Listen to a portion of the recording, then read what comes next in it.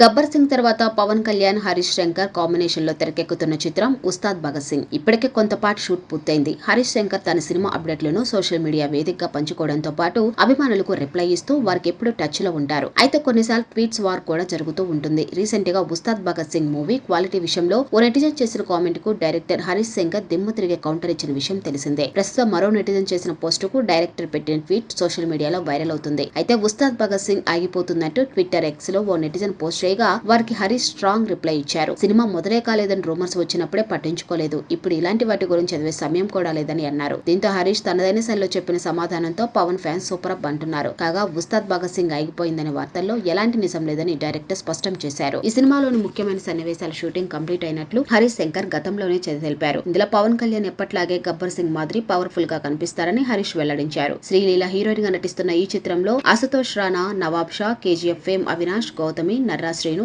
Nag Mahesh, Temper Vamsi ఇతర పాత్రలు పోషిస్తున్నారు. మైత్రి మూవీ మేకర్స్ బ్యానర్ పై నవీన్ ఎర్నేని, వై రవిశంకర్ నిర్మిస్తున్నారు. దేవిశ్రీ ప్రసాద్ సంగీతం అందిస్తున్నాడు. పవన్ కళ్యాణ్ ప్రస్తుతం ఉస్తాద్ భగత్ సింగ్ తో పాటు ఓజీ, హరిహర వీరమల్ల సినిమాలో నటిస్తున్నారు.